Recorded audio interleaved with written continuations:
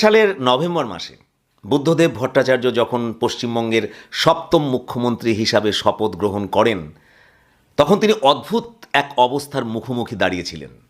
তিনি লক্ষ্য করলেন যে দীর্ঘদিনের কৃষিনির্ভর অর্থনীতি গ্রামের মানুষদের ক্রয় ক্ষমতা বাড়ালেও শিক্ষিত মধ্যবিত্ত যুবকদের মধ্যে কর্মসংস্থানের তীব্রতর এক সংকট তৈরি হয়েছে।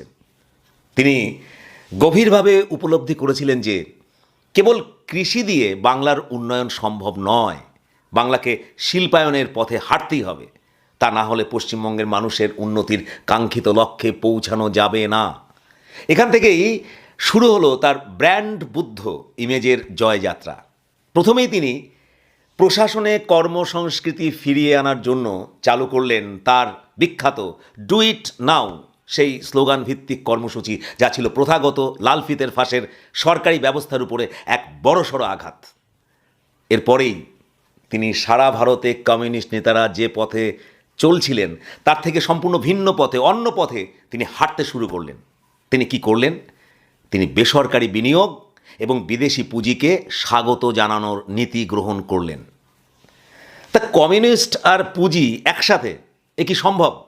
দলের ভেতরে কট্টরপন্থীরা, হার্ডলাইনাররা রে রে করে উঠল। সোজা কথায় তাকে কঠোর সমালোচনার মুখোমুখি হতে হলো।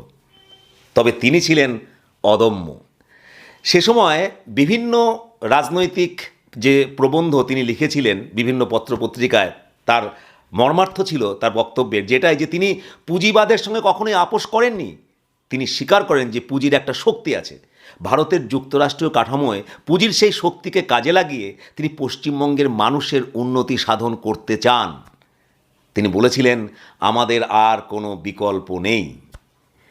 বলা বাহুল্য, তার এই দৃষ্টিভঙ্গি তাকে লেনিনের নিউ ইকোনমিক পলিসি এনইপি বা চীনের সংস্কারবাদী দর্শনের সমতুল্য করে তোলে।